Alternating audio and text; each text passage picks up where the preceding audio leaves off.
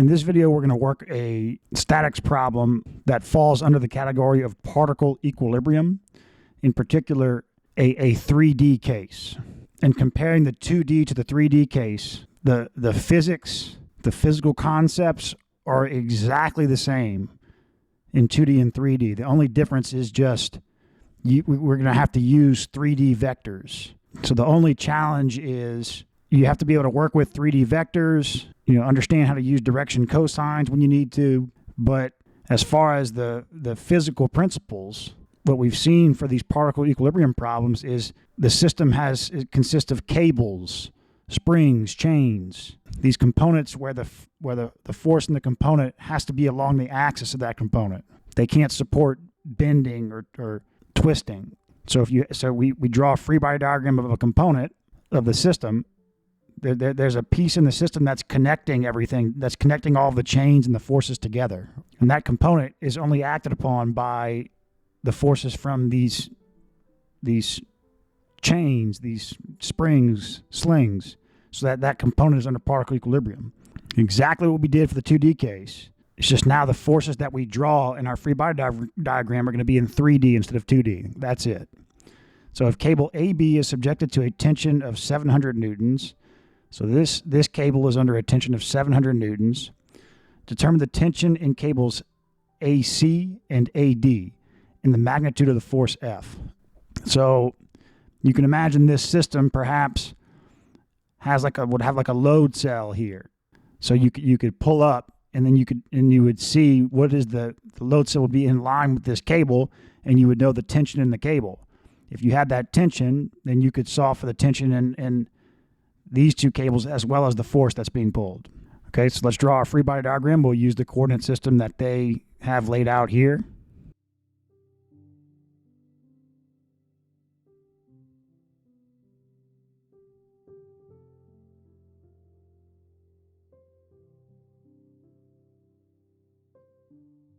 Okay, so particle equilibrium, all of the forces meet at a point, the line of action, and we're going to use this point here where these cables are connected to the force. Similar to the 2D case, we could put our origin of our coordinate system really anywhere in space, and we'd get the same result. But we're gonna do it how we're gonna use put our origin where they have it shown here. So here's the point where all the forces meet. Okay, we've got this vertical force F. For the forces in the cables, remember that we know that since these are cables, we know the line of action of the force must be along the axis of the cable. So we know the line of action of all of these forces, and then and also we know that these cables can't support compression. So we're going to know the sense as well. We're going to know that they have to be pulling this way on this point. So let's do AB. So AB is going to be going from point A towards point B. And this is 700 newtons. I'm not going to usually in a free body diagram you'd put the dimensions, but we're just going to reference these dimensions. Okay, and we know the sense of the tension in these cables as well. But technically, we could still just guess. We could put the sense the wrong direction, and then we'd get a negative answer for those forces. So we would know the force is actually in the opposite direction. The forces that you must get the sense right are the known forces. Okay, but the force in cable in AC is going from point A to point C.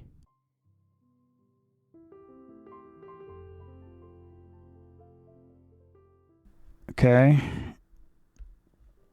and the force in AD is directed from point A to point D.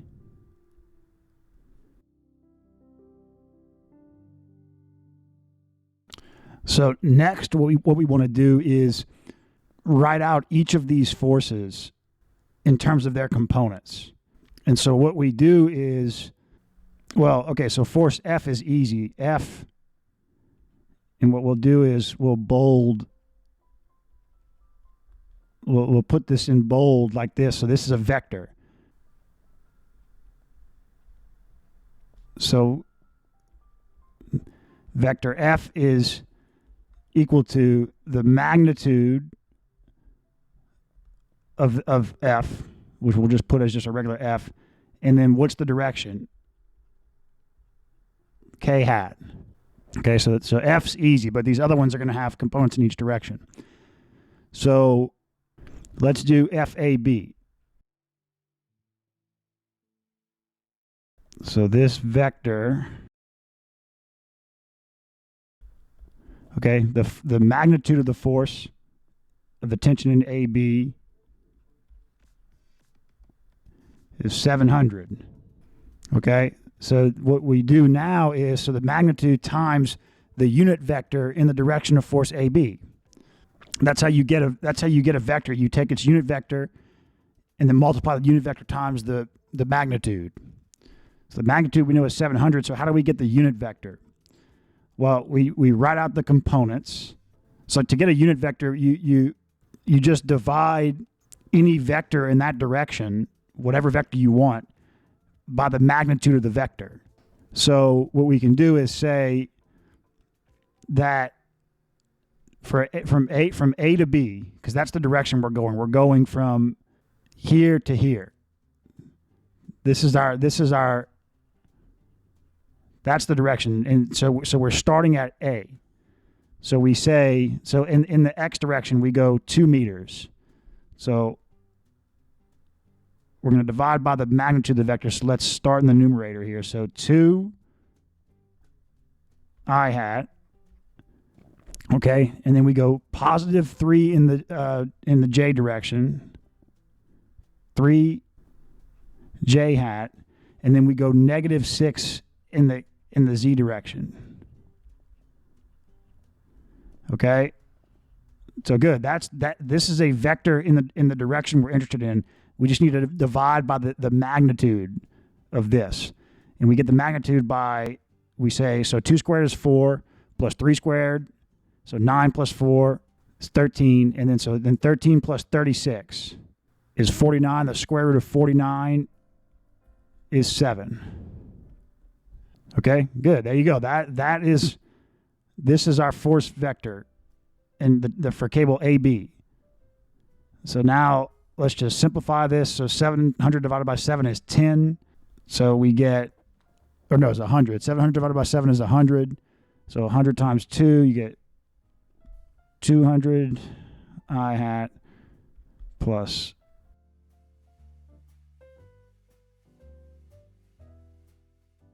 okay, there's our tension in AB.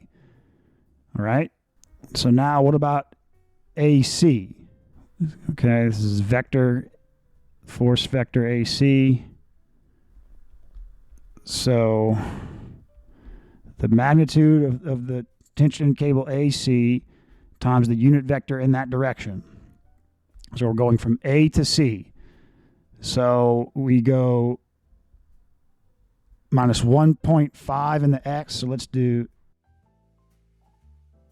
minus 3/2 I hat. And then we go positive 2 in the Y direction. And then again, minus 6. And then if we get the magnitude of this, so this squared plus this squared plus this squared, square root of that, you get 13 over 2.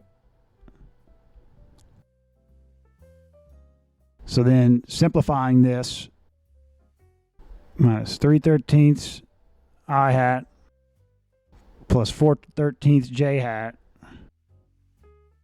minus 12/13 K hat. Okay, so now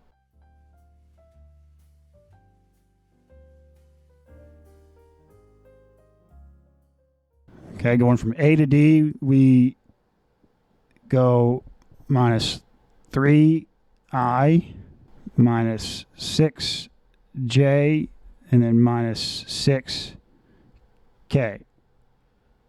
And this is going to be over 9.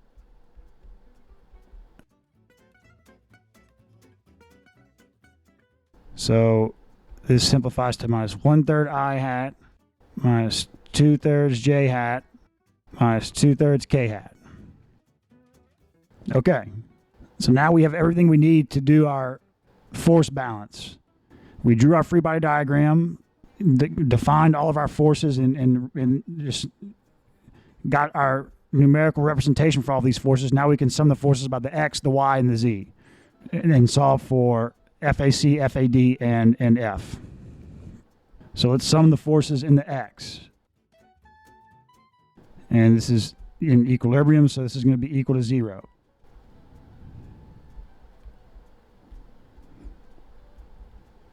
Okay, so 200 minus 3/13 F AC minus 1/3 F AD is equal to 0.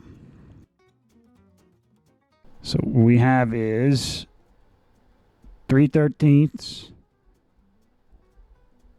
FAD plus 1/3, 3/13 FAC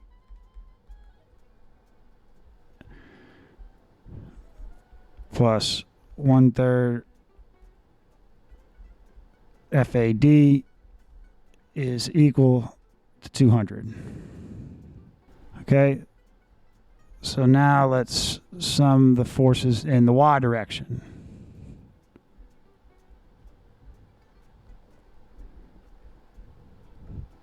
All right, 300 plus 4/13 FAC minus 2/3 FAD is equal to 0. So we've got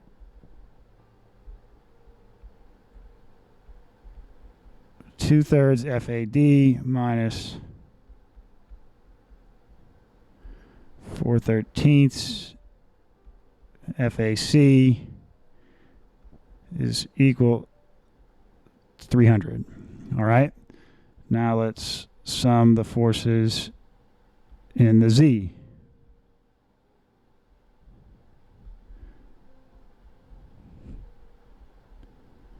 Okay, so we've got our F here minus 600 minus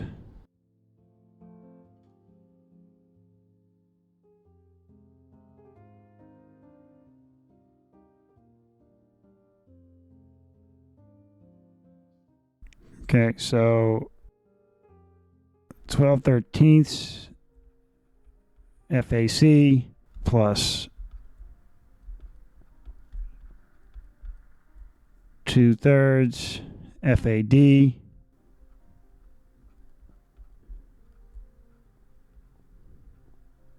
is equal to F minus 600. All right, so now we've got 3 equations and 3 unknowns. We just need to solve these 3 equations.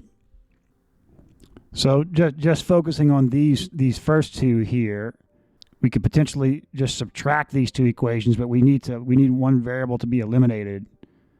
So let's make, if we can make this a 2/3, so let's multiply this equation by 2. Okay, so we get 6/13 FAC plus 2/3 FAD. Okay, so now let's put this equation here, and we'll put minus 4/13 FAC plus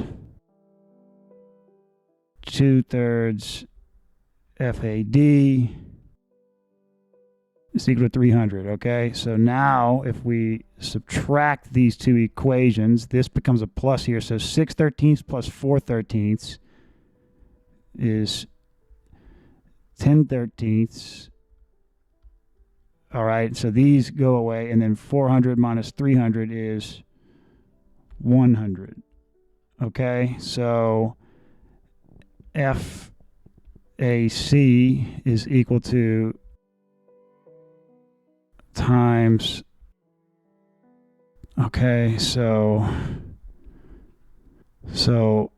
FAC is equal to 130, and that was in newtons. Okay, and that is one of the answers we were looking for. So there's one of our answers. All right, so now we can just plug this into, let's just plug it back into this equation. So 3/13 times FAC, okay, plus 1/3 FAD is equal to 200. Okay, so we've got 30 plus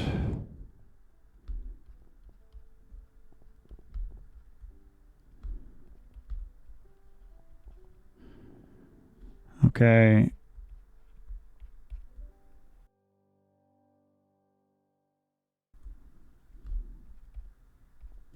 200 minus 30 is 170. Okay, so FAD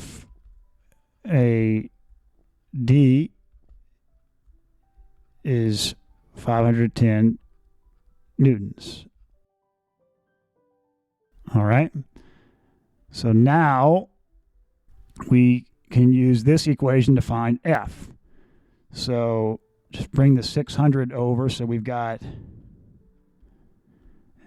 F is equal to, so 12/13 times FAC, right, plus 2/3 times FAD, okay, plus 600, okay. So this is 120 times 10, 120. Okay, 510 divided by 3.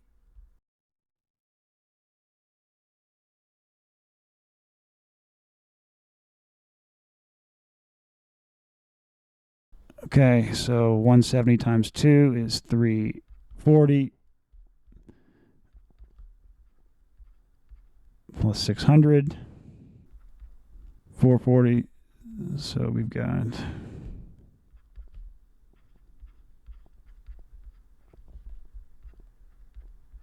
so F is equal to 1,060 newtons. And that's your answers.